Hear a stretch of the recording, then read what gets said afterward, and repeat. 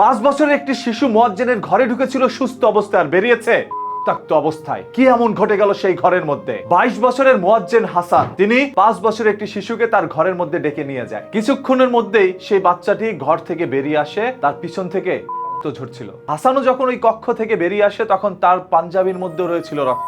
মানুষের বুঝতে আর বাকি থাকে না, ওই ঘরের মধ্যেই করেছে সেই ছোট্ট শিশুটিকে ওই মুয়াজ্জিন হাসান। পরিবার ওই ছোট্ট শিশুটির অবস্থার অবনতি দেখে একটি হসপিটালে ভর্তি করায় এবং ওইখান থেকে তারা কিছুটা নিশ্চিত হতে পারে তাকে বলাৎকার করা হয়েছে। যেহেতু ওই মুয়াজ্জিনের কক্ষে তিনি যাতায়াত করত, সেহেতু ধারণাটা মুয়াজ্জিনের দিকেই যায়। মুয়াজ্জিনকে জিজ্ঞাসাবাদের জন্য ইতিমধ্যে আইন শৃঙ্খলা বাহিনী গ্রেফতার করে নিয়ে গিয়েছে। হয়তোবা তার কাছ থেকে আরো কোনো চাঞ্চল্যকর তথ্য জানতে পারবেন যে ওই 5 বছরের শিশুর মতো করে আরো কতগুলো শিশুকে তার কক্ষে ডেকে নিয়েছিল ওই মুয়াজ্জিন হাসান।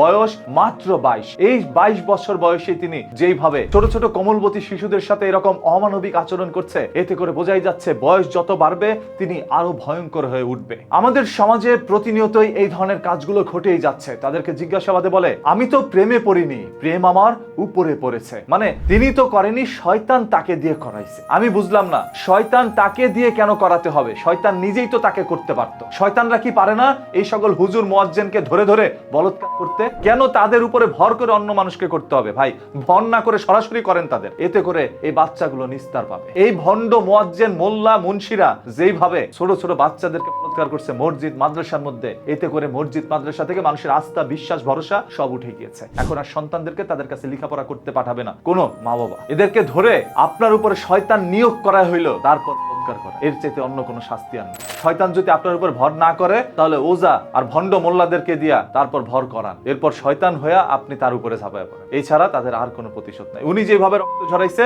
উনারও সেইভাবে রক্ত ঝরা দেশ থেকে। এই ঘটনাটি ঘটে গিয়েছে ফেনীর ফুলগাজীতে। ফেনীর মানুষের জন্য এটা লজ্জার বিষয়। আপনারা কি চান কমেন্ট করে জানান। আর প্রতিদিনের এই ধরনের ঘটনা, দুর্ঘটনা, লুকোনো সত্য জানতে চোখ রাখুন নিউজ কিতে। পেজটাকে এখনই ফলো করে রাখেন।